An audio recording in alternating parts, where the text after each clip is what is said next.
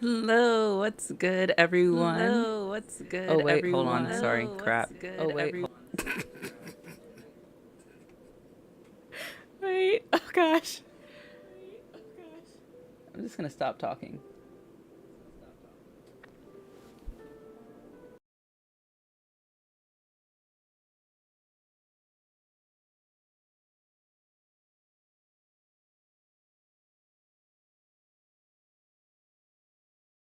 Okay, sheesh. I think I fixed it. I'm gonna turn this music down a little bit. Um,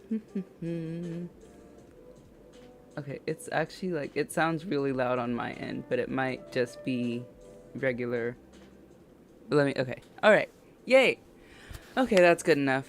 All right, so hi, welcome to the live stream. If you haven't been here before, we just usually chill and read the One Piece chapter when it's out, and when it's not, we don't. We do something else. But yeah, thank you for everyone who is joining me today. We are covering One Piece chapter 1153. I haven't read it yet. Um, but let's see. I just want to do a quick recap of what happened in the last chapter, kind of where my mind is on that and everything. So, the last chapter, stuff started ramping up. Let me actually go back and look. Um, how's everyone doing on this fine evening? I've been reading Kaiju number 8 lately. I'm trying to catch up before the last chapter drops in about like 19 days or so. That is one good series, let me tell you.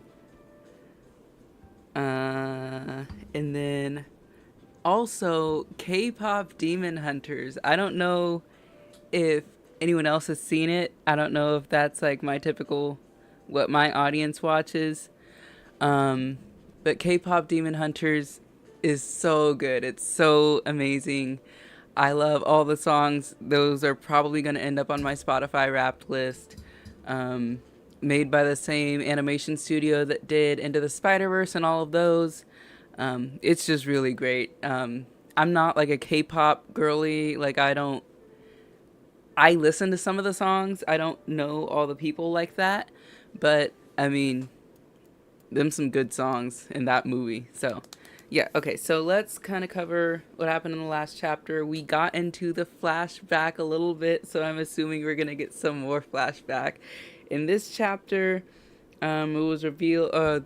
Luffy asked Loki to join the crew. Crazy, insane, fabulous. We love it. Um, let's see.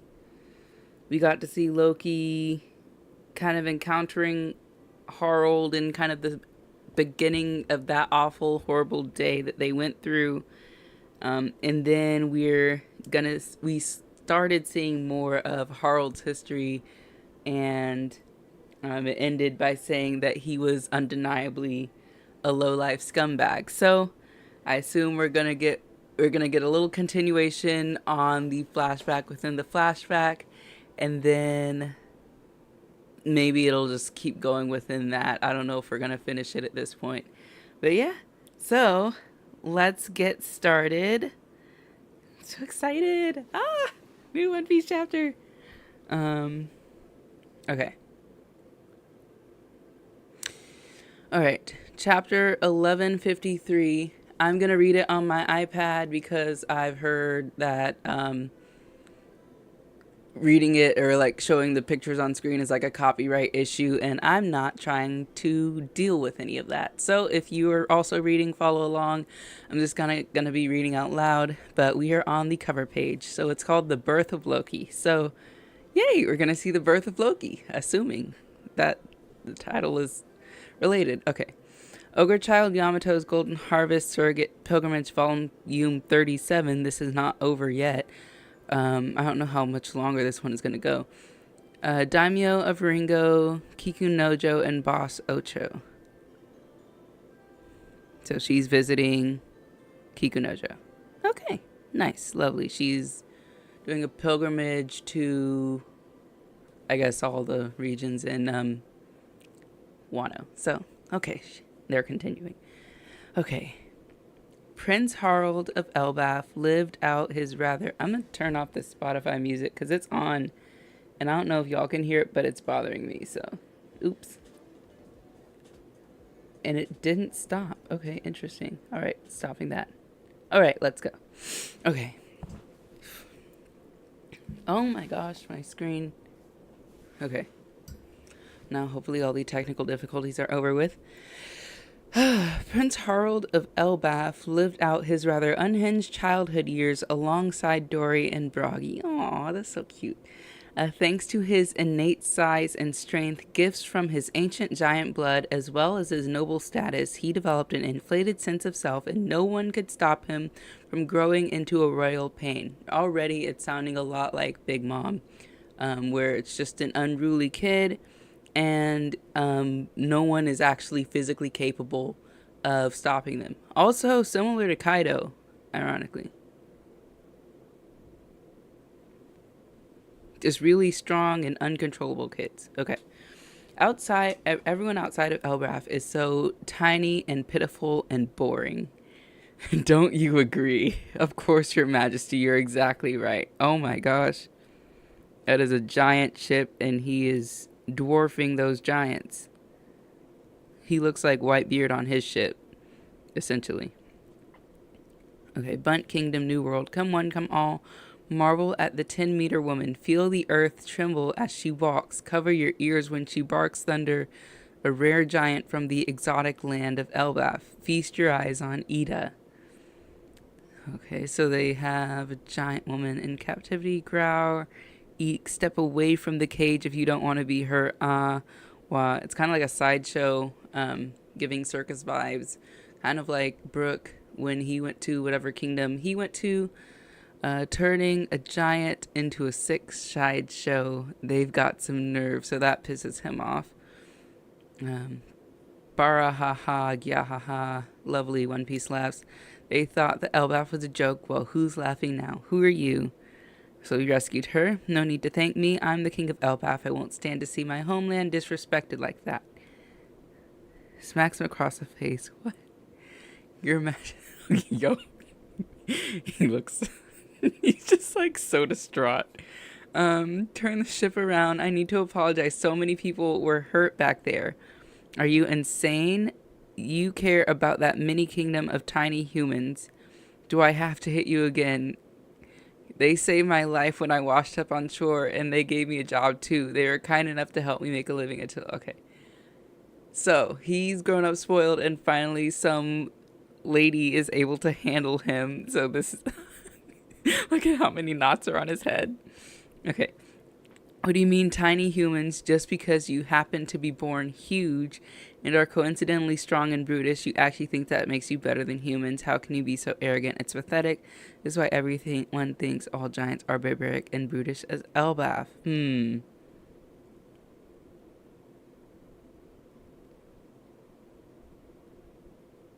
So she really doesn't see size. Interesting. Okay. Just because I was born huge. Grumpy. She's over there helping all the humans. Yeah, so looking back at the...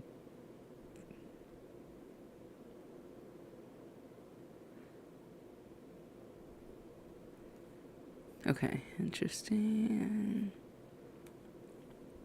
Okay. Should we just set sail, King Harold? Why are you all just spacing out? Go and help her, you ninnies. That town is as tiny as a model. It's easy work. Okay, so he's making them help her. Their method of construction is completely different from ours. We should tell everyone about it when we return to Elbaf. I want to bring home some of their spices. I never tasted flavors like these before. Notice how nice their fabric is, and yet it's so fine. These humans are more skilled than we realize. You have to see things from their eye level, Harold. Nothing in this world is meant to be destroyed. Okay, so she is changing his worldview. She's the one changing his worldview. I kind of thought that it might have been the world government manipulating him or Mother Carmel, but no, it's just it is this lady, Ida. Let's see. Let's see. Oh yeah, and reminder at this point he's about 15, I think, maybe older? Question mark. He's already king of Elbath, so he's probably like 15, 16. And technically that would be like 45, 48, if I got the math right. 40, 15 divided by 44. Yeah. So 3 giant years is equivalent to 1 human year. Okay.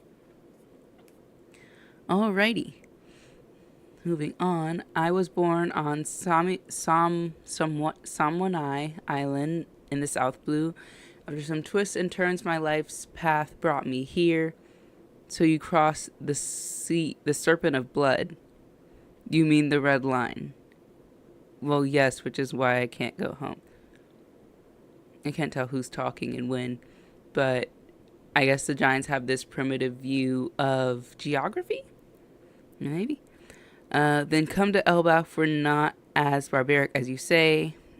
Oh, maybe I was mistaken about you too. King Harald's change. Yeah, it's creepy. I bet it won't last long. It's giving Odin and oh my gosh, I forgot his wife's name. It's giving them falling in love on a ship. I can't sit for like 10 minutes and try to remember her name. Okay, Elbaf 105 years ago. I wish to atone for all of my countless crimes. What's gotten into you, Harald? I don't know the math on how old he is. Okay. I may be out of the country more often than I'd wish, but it is only to join hands with our neighbors and ask them to teach us their culture. Okay, so now he's fully like trying to reach out to other people and accept other people. He completely did a 180 from where he was just going around and destroying things because Ida's had a significant impact on him. If we learn from the rest of the world, we can make our land and lives richer. Yeah, but Dory and Bragi are still raising hell out there. They're good friends of mine, but they have always been eccentric. They're cordial with humankind and follow a code of honor. They do. That's true. It doesn't hurt that they can fight, of course, but if they pose too much of a threat, other nations may have to rein them in. Okay, so he's saying they're out, they're still kind of following that giant mindset, but they can be easily persuaded and they're just generally good people. So if he tells them that the mindset of the giant kingdom and the reputation has shifted, then they'll assimilate. Zababa, what a turnabout. Bojaja. Bojaja. Okay. Meeting new people took him on a journey. Okay, so that's Jarl and other dude that Big Mom killed. Okay. Harald, no. Elbaf is blessed with good luck. Is blessed with good luck. Okay. For example, by sending diplomats back and forth, we can help deepen the ties and friendship between nations. I see, so we're each taking hostages and diplomats. Don't say it like that. It means that countries can't get to be friends unless the people in them are connected somehow. Elbaf, 81 years ago. Okay, 81 minus 105. It's like 20 more years, so that's like 3, 6, 9, 12, 15, 18. 7 years older-ish. Fisherman village, Eastern Elbaf. The baby's been... Congratulations, Harald and Ida. Thank you all. Now Ida and I can know you are forbidden from marrying her. The royal line must remain of pure blood. I'm sorry, Ida. It galls me that it must come to this. This is just how the culture works. You can't get emotional and fight against it. You're always welcome in our village, Ida. As long as you live in the same country as Daddy, you'll be happy, right, Hyrudine? Okay, so that is Hyrudine's mother. So she is from what village? Samwani Island, South Blue. So she wasn't born in Elbath. My question is, who are these people who are saying that it's like a council of elders, maybe, or so, who's controlling Harald? It's not Jarl, because if it was Jarl and his counterpart, then it would have shown them. But it looks like four old giant dudes who are mainly saying that his child is illegitimate. Or does it mean that's just the general giant consensus? I feel like if it was, there would be a better way of showing that, just kind of like the whole entire town. And like everybody seems generally accepting, like you're always welcome in our village. So it wasn't Elbath who didn't accept Hyrudine, and it wasn't Harald who didn't accept his own son. It's just these four creepy dudes who are enshadowed. Interesting. Okay. Okay, this is your true betrothed, Harald. Estrid's blood is pure and... Okay, there they are again. Estrid's blood is pure and ancient. She is worthy of being king. Our queen.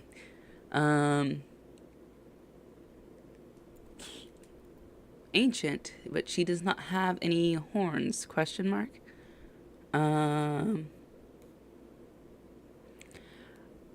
I don't know if anyone has seen Coming to America. This might be a stretch. This might be way out of my audience, but if anyone has seen Coming to America and they've seen the scene where they brought over the girl who was supposed to be Eddie Murphy's queen, that's what this kind of reminds me of. It's like she was raised to be his queen, essentially. I was born in the Brewers village to the north. I study geomancy. It is my fate to love you for the rest of my life. Forget all about that woman and child to the east. Oh, that's, no, I. Good heavens, the spirit is escaping to the east. Your good luck is getting away. We must close those windows at once. Huh? And that mirror is in the 5-star kill position. Destroy it at once. Okay. So she is coming in. She's making all of these changes. Okay, let's check in on the chat real quick. You can just put a filter over it to avoid copyright. I don't feel like looking, figure out how to do that. How old is like 15? Makes sense why he reacted the way he got slapped by her. To be, yeah, finally got disciplined for once in his life. By the way, she was wearing fake horns. Now she doesn't have her on her head. Oh, I suppose she was. Okay, so Harold is the only one who really has horns. Okay. I find the hypocrisy of the human worldview funny. Giants are barbarians, but not the celestial dragons who trot around slaves. 'Tis funny. It might be people from the heaven realm or something not gonna lie. It looks like they are bigger than him. Harold is looking up. You don't really need horns for ancient blood, I think. Okay.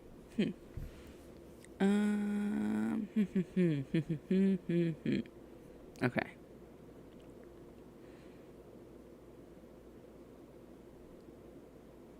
So we're just looking. Okay. What is that? Sorry, I'm looking back I'm still on pages 10 and 11. I was looking at the bottle of alcohol that Harold is bringing. It looks kind of like the Whitebeard logo. Okay, alright. So Estrid has come in, and she's changing everything immediately because she was raised to be queen, and so she's very haughty and different stuff. Okay, alright. Oh gosh. Alright. This is This is Asla, the horse of good fortune. Okay. Oh, wow. There's that mark again. I actually didn't. Okay.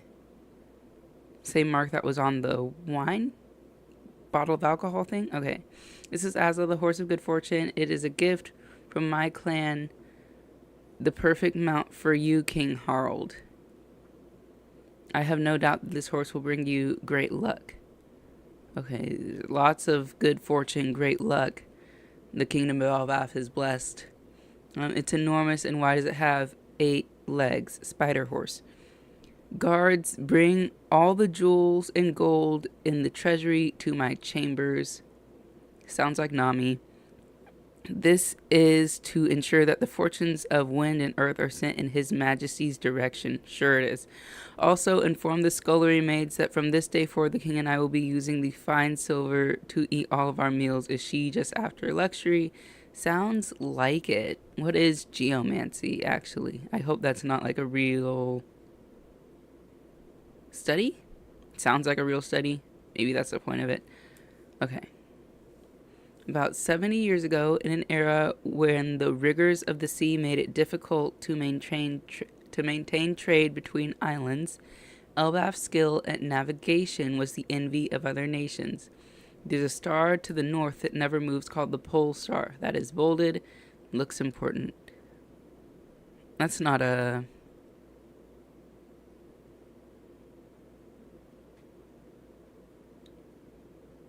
I forgot the name of... I forgot the name of Nami's thing. Crap. Okay, never mind. Okay. That's not one of those, though. That's different. You said you met a mermaid, King Harald? Yes, I have at last. Fishmen, too. In the kingdom where those with fish blood live, their king has a newborn heir named Neptune. Okay. Aw, baby Neptune. All the creatures of the sea, not just the mermaids and fishmen, were engaged in a grand celebration that spanned the sea floor. Oops. Hold on. Sorry. I turned something on with my foot. It spanned the sea floor. Okay.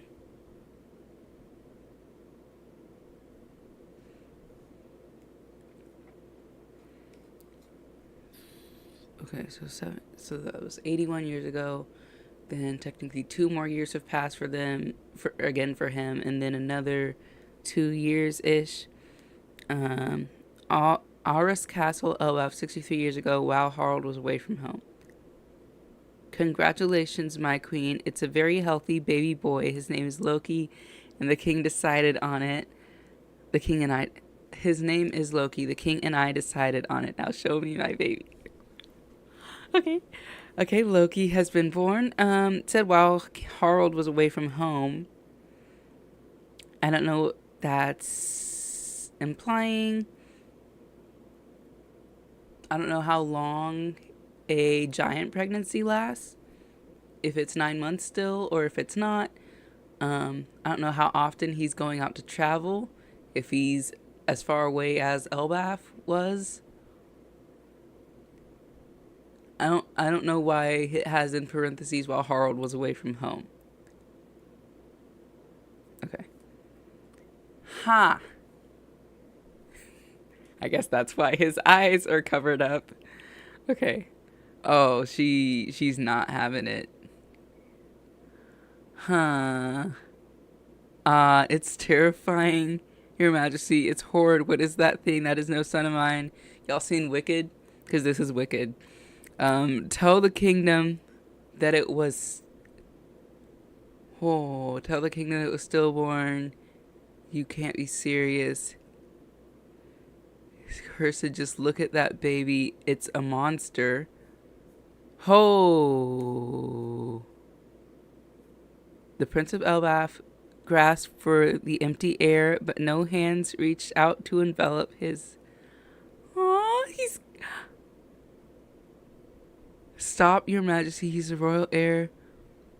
The most unfortunate of all living creatures is the one whose very existence is denied by its mother in the moment. Oh my gosh. Do you hear me? I bore no child. Do not tell a soul.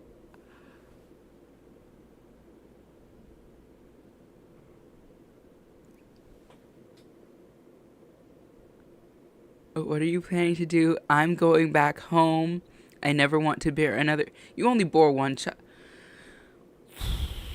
Your Majesty, head guards man down in the underworld.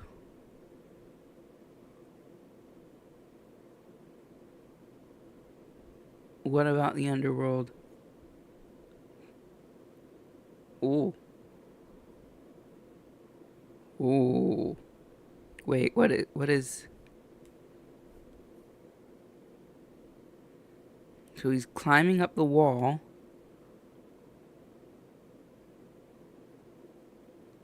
What is that? What are those lines? Queen Estrid fell ill. Get rid of the child. There was a prophecy before it was even born. The prophecy said that King Harald would one day be killed by his own son. Not that madness again. So was that fake? And while Harald was busy banging his head against the problem of national relations, the world government has stepped in to block our path again. Why can't countries be free to decide for themselves? Hey, can I see the AB2? He's your brother. He's not your son, so he's not my brother. Oh, you're even sweet like that. All of the misfortunes of the world, of that world, like all of the misfortunes that would fall upon Elbaf would be known as Loki's curse.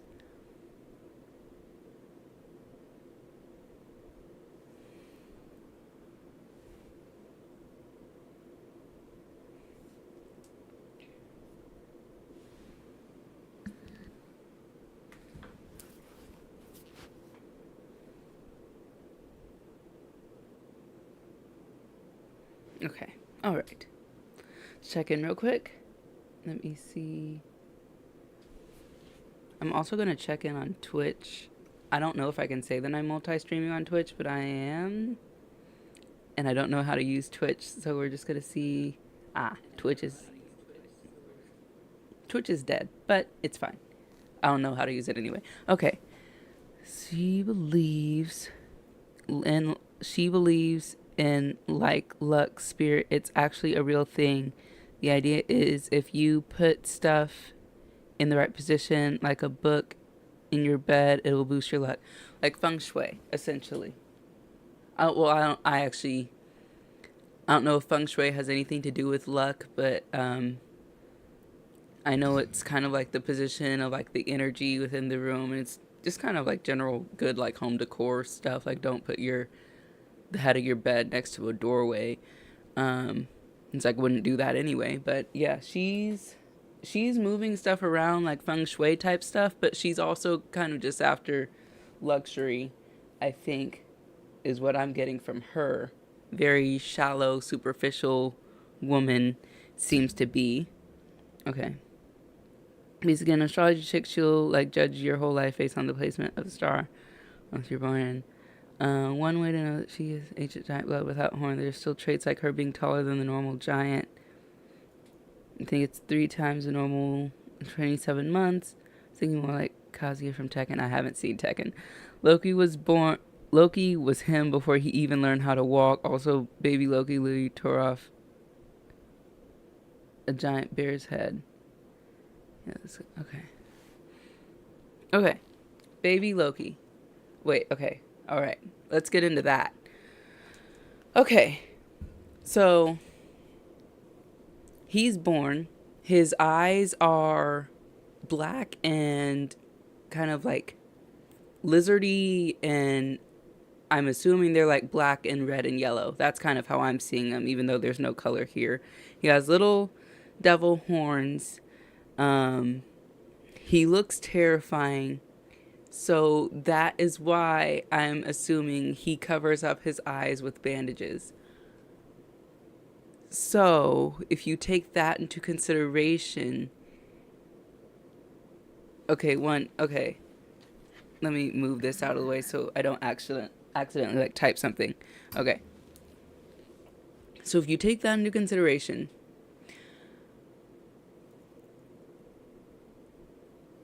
he's not a terrifying person, but we already knew that. We already believed that from the beginning. That's why we were excited when Luffy asked him to join the crew. Him covering up his eyes just goes to prove that. Because if he actually was who people were saying that he is, he would uncover his eyes and terrify people even more, right? Like he would fully lean into that I'm going to destroy you aspect. I'm also thinking, in my last video, I said that I'm thinking about how he proposed to Lola on the beach with a little flower. In the picture that was displayed in that chapter, or at least in the anime, it was like an enshadowed figure who was much larger than Lola, leaning down, and didn't have any type of eye covering or anything like that. And so I'm wondering how far in advance Oda thinks. If he didn't think of that when he was drawing Loki, or he hadn't had his character design fully fleshed out about that yet. But if that was the case and he didn't have his eyes covered when he proposed to Lola, I can see why she would reject him, because that is honestly terrifying. So,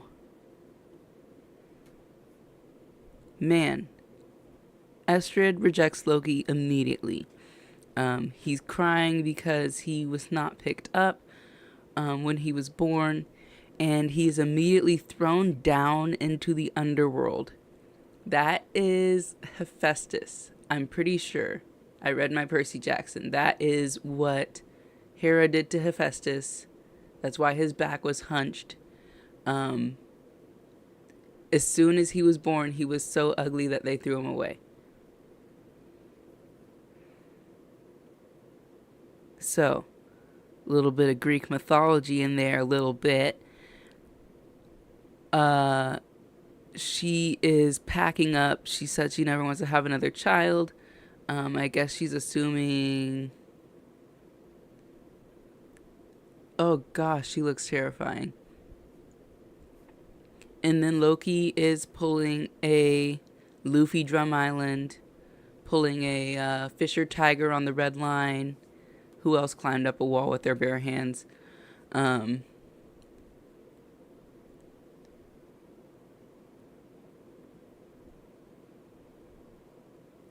is he crawling? Is he crawling on the ground? Is he crawling back to the Sun World? Not the Sun World, or whatever they call Elbaf proper.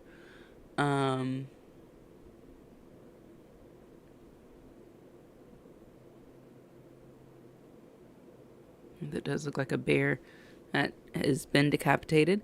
Oh, thing. My thing is freaking out. Okay.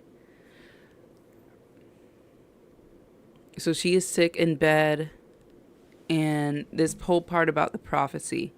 So said, get rid of the prophecy. Get rid of the child. There was a prophecy before it was even born.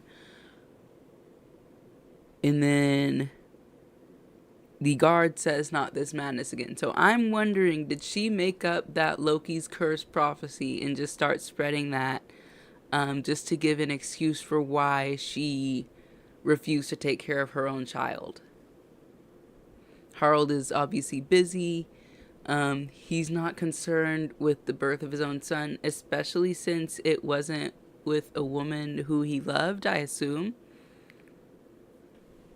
And then his brother is not that enthused that he exists either. And then Ida is actually looking out for Loki. So I'm assuming something's going to happen to Ida. The fact that she's not around anymore definitely means that something's going to happen to Ida. I wonder if it was Loki's fault, but I feel like if it was, then Hyrudine would have brought that up too. But something's going to happen to Ida because we have not seen her at all in present day. Yeah. Okay. So let me see anything else. Lola probably didn't mind Loki's eye, and that's probably why he fell for her. Oh, kind of like Pudding and Sanji. It makes sense that Loki's eye was open because this was probably the first time anyone didn't mind Loki falling higher than when Kaido jumped off that sky island. Also, she made up that curse. I think she's lying. Okay, yeah. Um. Okay, so the curse is BS, and I think we kind of knew that already, especially since kind of the general consensus in the One Piece community is that we like Loki. Um, the curse is a lie, and everybody had been saying beforehand that Elbaf is blessed. Elbaf is so great. They're sharing with other people. Um, Harold is really working to change their reputation. They're trading with people. They're having diplomats and everything. The country's doing well. Okay. Yeah. An interesting chapter. And we have a break next week. So that's lovely. I'm wondering where else this horse is going to come in. This 8-legged horse that we also haven't seen. I wonder if that's going to have any significance because honestly, it's kind of creepy. And he got its own page too. So, So in the next chapter, maybe Harold is going to see his son for the first time.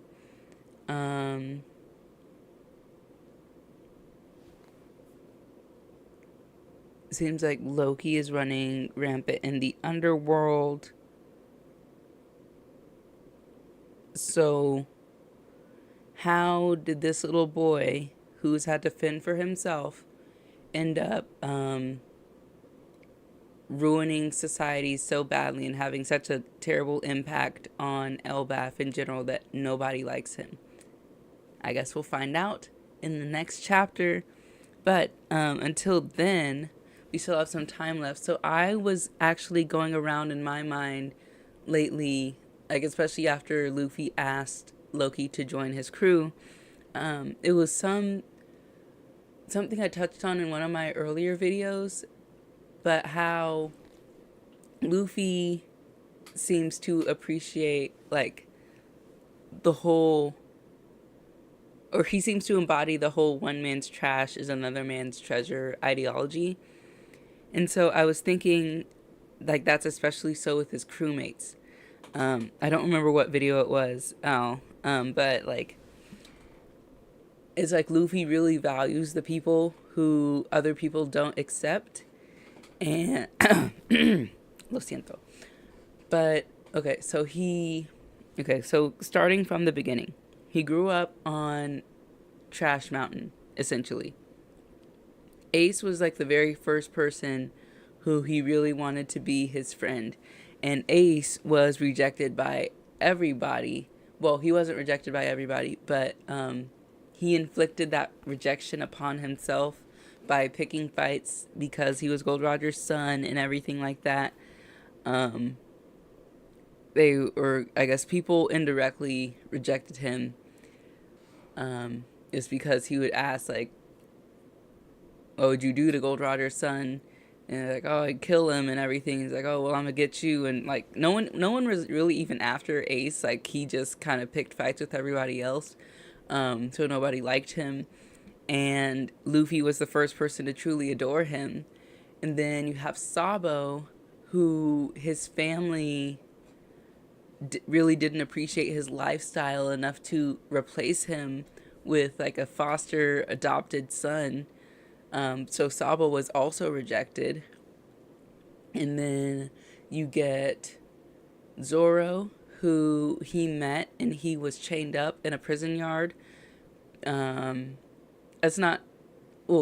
Zoro was widely feared by other people for being a pirate hunter. So he was rejected in a sense. I haven't thought about how Nami was. I mean, her whole village, they actually really loved her, except they were all just pretending like they didn't like her because they didn't want her to get in trouble with the fishmen.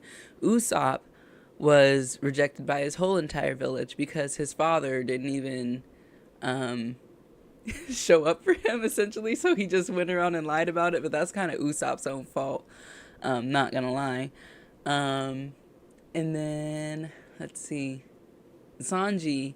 You didn't know this at the time, but Sanji was rejected by the Jerma Kingdom, and he was accepted at the Baratie, but he was rejected by his own family, and so there's also that aspect.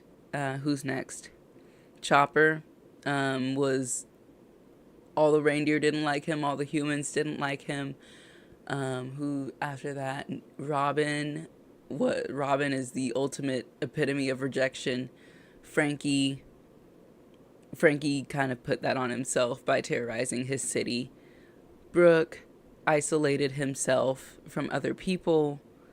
Jinbei is the only one who really wasn't rejected by people. Except he chose to be on the crew willingly. So everybody on Luffy's crew is like a misfit in some type of way. They've all been kind of eschewed to the edges of society, and Luffy has just gone and accumulated all of them together, and he's given them purpose, and he values them and cherishes them, and he fights for them and everything. So he really embodies that one man's trash is another man's treasure philosophy. And it's like we should have known as soon as we saw Loki chained up on that tree that Luffy was going to want him on his crew. Like, at the end of the day, whenever they leave Elbaf, Loki's going to be not on the ship because he's too big for the ship, but Loki's going to be going with them. I am darn sure of that. But yeah, so that's just another reason why the show is awesome. Yeah, okay. He truly values the outcast. Yeah, and I'm trying to think. Luffy.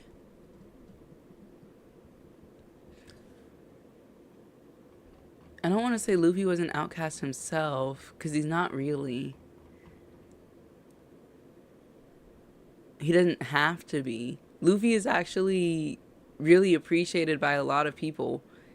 He has the special power to get everybody on his side. So, oh gosh, oops. But yeah, okay.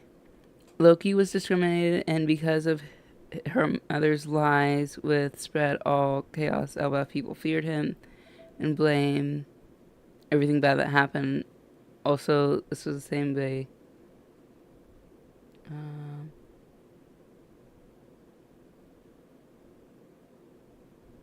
It's fair. Brooke did not isolate. I mean, he chose not to die, essentially. I don't know. But yeah, or he had to self-quarantine so that he didn't perish, and he just chose to continue on living so that he could see Laboon again. But yeah. Okay. Let's see what else.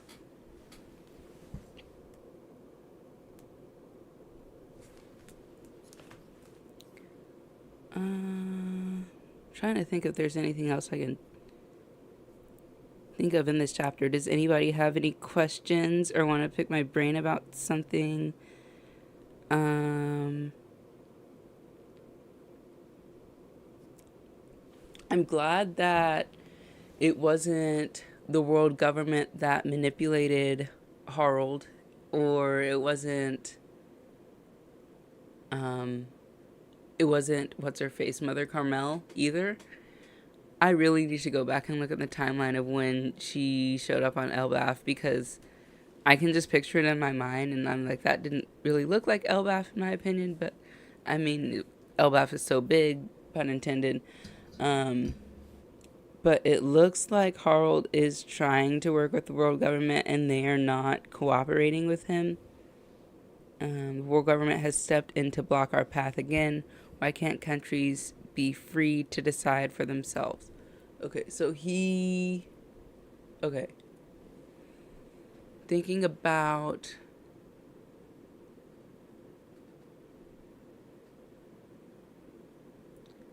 was Elbaf included in um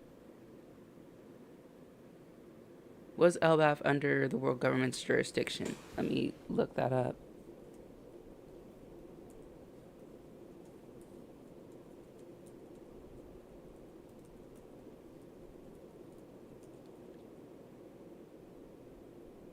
It was not. Oh, that makes sense. Okay. The LBAF was never under the world government's jurisdiction. I guess that is why they are trying to get them now. Um, so it's like you have the world government and then you have LBAF and Wano, who are both independent. Wano's kind of keeping to Wano's own self. And then LBAF is now trying to go in and help other people, trying to be Wakanda essentially. Um, and yeah, so they're blocking their path for some reason. Um, it doesn't ever. It just says that they're blocking their path. It doesn't say that they're trying to control Elbaf just yet. Maybe they know that they're not strong enough to handle Elbaf. Possibly, I don't know. Okay. Let's see.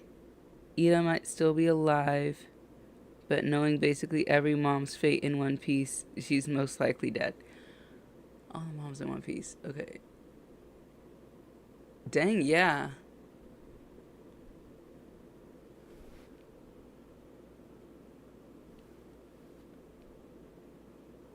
There are no mothers. Except for, well, Big Mom, but she's big dead. Huh. I just realized that. Not Usopp's, not Nami's, not Sanji's. Kuina didn't even have a mom. Luffy, we don't even know of his mom. Okay. That's actually kind of crazy. How do you think Dragon is going to handle the Celestial Dragons in world government after he defeats them? I swear, every time that I watch the anime and I see Dragon on that screen, I cannot connect the dots to how he sired Luffy at all. But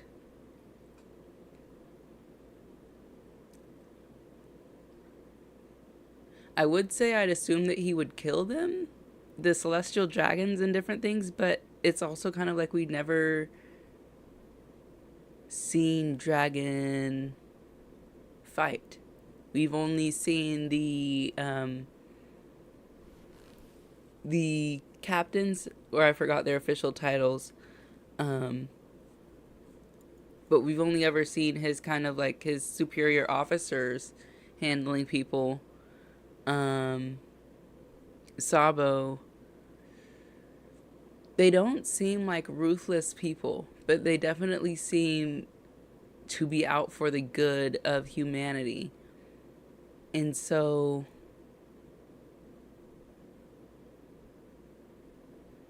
like I hadn't even thought about like the in-game type stuff, but Dragon is like definitely going to be the one to fight the celestial dragons. Luffy is going to be working on Blackbeard,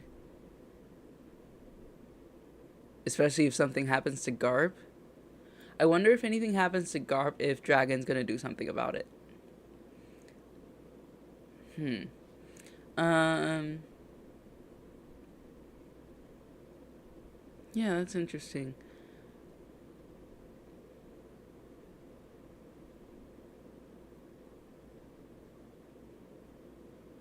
And I don't know. I saw some news recently that said that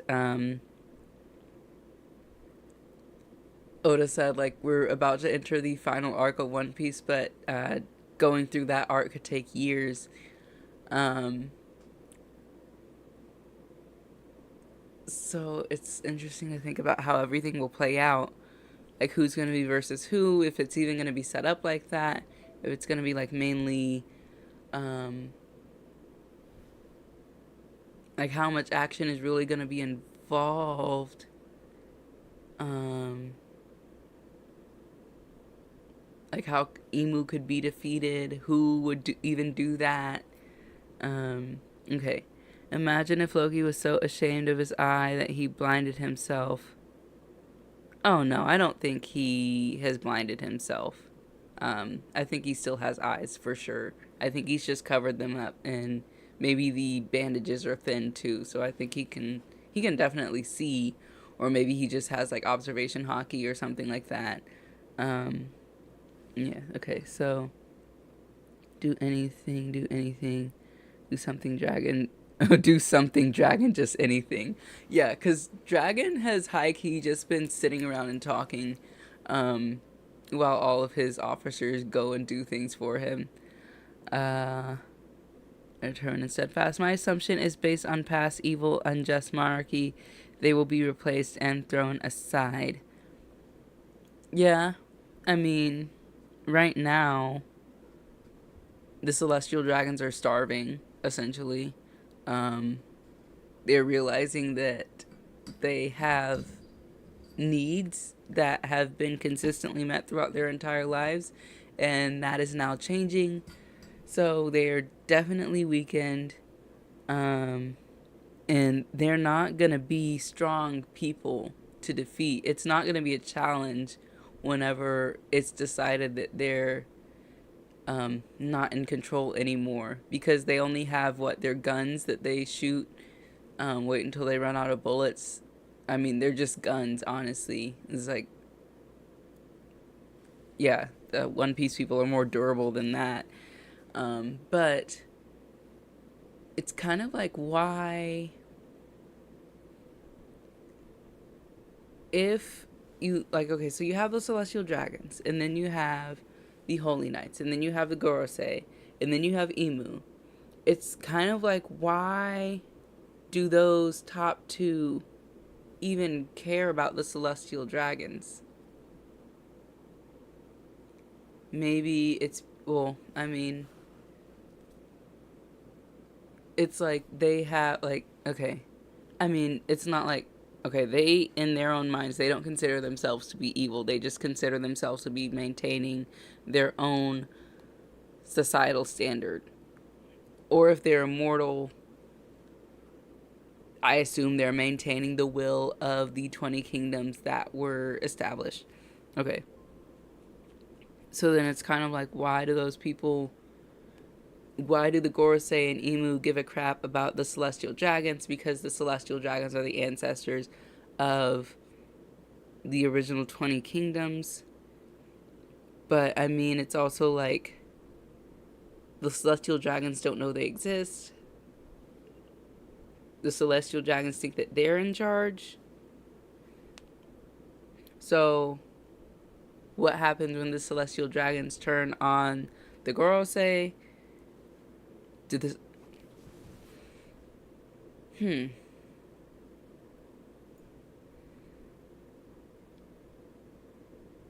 Hmm.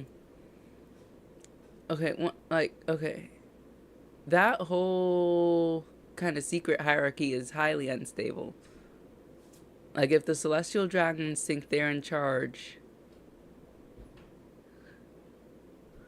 Wait, no. The Celestial Dragons know about the Holy Knights, for sure.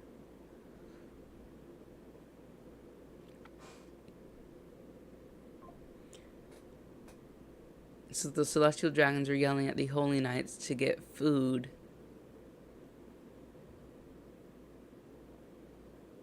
I don't know. I'm thinking in circles at this point. I'm sorry. Maybe I'll develop this into like a more complex video, kind of predicting the end. I don't know. But, hmm. Right now, the Celestial Dragons are like very spoiled children. And they're not capable of taking any action that doesn't benefit themselves or benefit themselves personally, not even themselves as a whole. I'm talking about themselves personally. They don't do anything. They rely on slavery for everything that they do. Right now, they're starving. I can see them getting gone very quickly. They'll turn against themselves. Yes, yes, yes. They might not even need to be defeated. Like, I don't even see them as a threat.